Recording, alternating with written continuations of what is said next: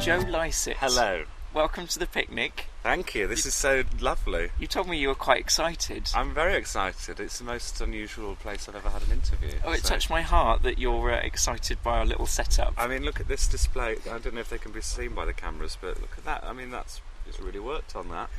That thought has gone into that, yeah. A lot of thought. Well, in the middle bit, you've let yourself down because that's just a shower of bits of shortbread. The rest of it displayed beautifully. I kind of work on a different display each day. Right. That's my creative part of the day, really, the arrangement of the biscuits. I think you could do something with the shortbread where you create some sort of like tower. A tower. Well, Paul, that's what's let you down. In fact, I refuse to be interviewed any further as a result of this shortbread.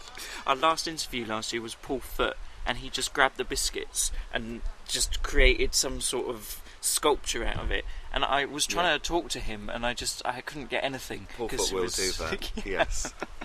I mean, you're lucky that that's all he did. Yeah. And didn't do anything more appalling. We got away with that. Anyway, it's delightful to see you, because this is your second show, full hour, yeah. show. And how is it going generally? Good, yeah. I'm enjoying it. At first, it was sort of really frightening because you have to abandon, in a way that you didn't with the first show really, abandon everything you've ever written and start from scratch, which is really scary because I found it quite hard saying, because you still have to articulate to an audience who you are. So I'm bisexual, so I sort of want to explain that and the way that I talk and where I'm from and all of that, but you can't do it with the same old jokes that you've been doing. So you have to find new ways of saying the same stuff, which is good because it means creatively you have to think on your feet a bit more, and you sort of have to you're squeezed into a tighter space, which often makes people more creative, but it is harder. And so I had to really work this year. Well, I couldn't quite believe that last year was your first year, because it feels like you've been on the scene for much longer. Yeah, this is my 5th year at the Fringe, but yeah, I sort of waited to do a full hour until I felt like I was ready. I mean, you're never ready, but as ready as I could be. Okay. I didn't want to rush it. Because you even had the bit of TV that you did was that was even before your first hour, wasn't it? So yeah. I'm trying to think when my first bit of TV was. Yeah, like 3 years ago. So yeah, definitely was before my panel shows sort of came after the first hour or around the first hour, but like. I did this game show called Epic Win, which you may or may not have seen on BBC One. I saw bits of it, which was a huge hit, which is why they definitely didn't recommission it. But that was like my first bit of telly, which was a bit weird because it's like BBC One Saturday night, first bit of telly, go. What? Real baptism of fire. You've just thrown straight into it, really. Thrown straight in at the deep end. But I learnt a lot on that show. It was an okay show. I mean, it needed bits of work here and there, and I think it changed from what the producers wanted it to be. But you learn so much just about like being in a studio and the rules of that and how all that works, and just telly making in general. Does it make you love stand-up more, kind of being involved with that? Because you were saying, the producers, it changed from what the producers wanted it to be, and there's so many hands in there, whereas the stand-up is just you. Yes. I've always sort of known that stand-up is like the thing, but it does give you some perspective, and it does show you you do realise, oh, actually, I'm very blessed that I can just decide what to do. So like in my hour show, I do like the same sort of show every night with like different bits of audience interaction, but I could, if I wanted to tonight, just go and do something completely different tonight, and there's really no one would tell me off for it, really. I can do whatever I like, which is sort of brilliant, but also sort of terrifying, because that's a kind of sometimes too much freedom. As I was saying before, too much freedom sort of means that you're not actually that creative. Well, your show is quite, when you look at it in the schedule, it's sort of, doesn't seem to be a big theme behind it or anything. No.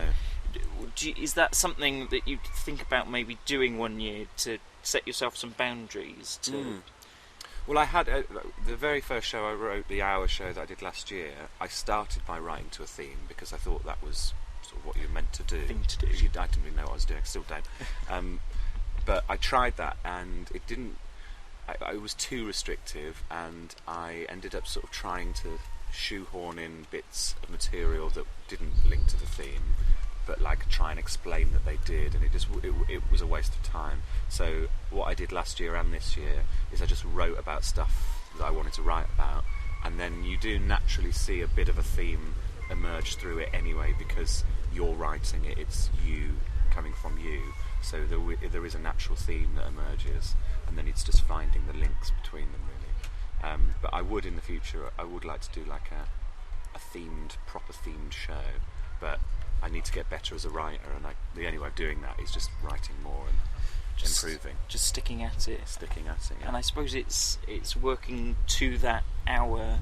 You have to be used to that time frame and what you can feasibly do in that time. Oh yeah, slot. absolutely, yeah. You could, yeah, because you've only got an hour. I mean, that's a long time, but yeah, you could. There is restraints from. There's restraints from that, and the fact that I can't fly, so I won't be able to do a show about being able to fly.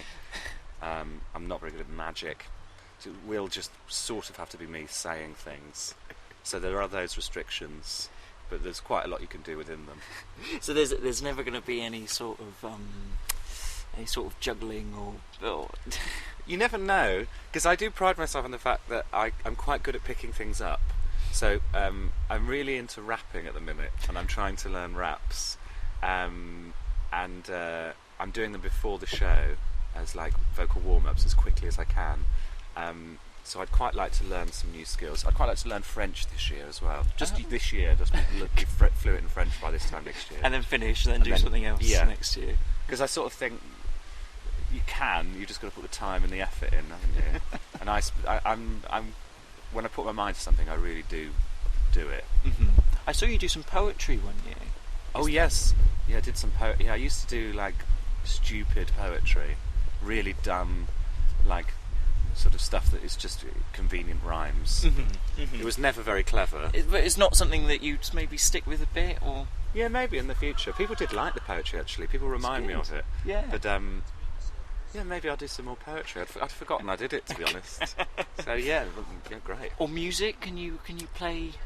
I used to play the violin and the clarinet when I was younger, and I'm sure I could pick them up a little bit. That's another thing. I want to learn the piano, because I think it's a nice thing, isn't it? I sort of see in the future, when I have like a family, if I have a family, that like at Christmas I'll sit around the piano and we'll all sing songs. But actually it'll just be like any other family where I'll play the piano and everyone's like, shut up, Dad. I suppose if you're also doing comedy, if you've got a violin, that's quite a hard position to adopt your stand-up. I don't know though, there's nobody else doing it, is there? So there's loads of like stuff you could do with it. And maybe actually somebody's probably done comedy with a violin. Maybe not with a clarinet though. I mean, no, that would be tricky. Unless you sort of put the clarinet in a different orifice and tried to play it through that. And I'm sure that's been done in Edinburgh. I'm sure, yeah. There's no doubt there. Well, can you imagine with a reed? Oh, no. Yeah, it could be terrible. Yeah, it could go horribly wrong, that could. So it's generally a nice Fringe for you. You're kind of getting settled into it now. Yeah. Oh yeah. I'm having a nice time. And you're doing your running. Yes, I'm dressed for running. Yeah, I'm sort of so I'm trying to every day do some sort of. I'm only going for a 20-minute run. I'm doing a lot, just to keep the blood pumping. But you were saying it's for your head more than. I don't know. I just noticed that when I've been for a run or a swim or something, I'm just more alert when I'm on stage, and I'm that bit quicker. So if somebody says something and I need to respond to it, my synapses are just that bit more there. Whereas I did one day where I just stayed in bed because I thought I'll just have like a chilled day, and then I sort of meandered to the show, and then somebody heckled, and I was like, whatever, because you're just still tired because you've been in bed all day. So I sort of learnt from my mistake there, and so I'm going to try and do a little something. But running particularly is sort of meditative for me. That's the word, is it? Meditative. It just sounded ridiculous when I said it. Yeah, it's a good way of clearing the old head. Well, it's a good mindset to get into, that you're not, just drinking lots and lots. Yeah, and I am doing that as well.